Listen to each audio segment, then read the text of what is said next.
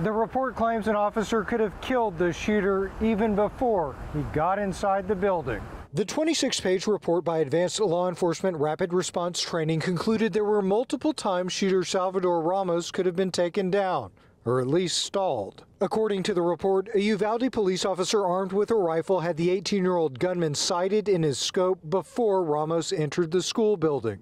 But instead of pulling the trigger, the officer waited for permission to shoot from his supervisor. In the time the officer spent waiting for a response, he'd missed his chance. ALERRT instructor Lieutenant John Dumbrawa says the officer was within his rights to shoot Ramos. If you perceive somebody's a threat, then you can use deadly force to preserve life or save the life of a third party. Once the shooter was inside the building, the report states officers could have tried to breach the classroom through sheetrock and windows. The report writes, quote, "It is possible that some of the people who died during this event could have been saved." Uvalde is probably the keystone example of what not to do in a mass shooting. Texas State Senator Roland Gutierrez, who represents Uvalde, says there wasn't much in the report that he didn't already know. He says it leaves more questions than answers and wants to know which officers were in the hallway, at what times, and what they did or did not do. This report yet again seeks to try to pin it on one person.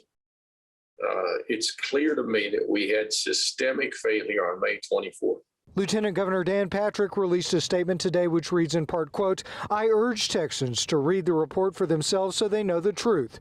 In the Senate, we will continue to hold all of our hearings on this event and all issues in public." In addition to radios that weren't completely functional, the report claims, quote, "It did not appear that any of the officers were in possession of breaching tools, medical equipment, ballistic shields, or go bags." The rationale behind that would be most officers carry a tourniquet on their belt, but this gives them an opportunity to carry maybe some more supplies in case we come into an incident where there's a higher number of casualties. The lieutenant says the report is one more piece of information that'll be used to guide active shooter trainings. In Houston, I'm Matt Doherty, KHOU 11 News.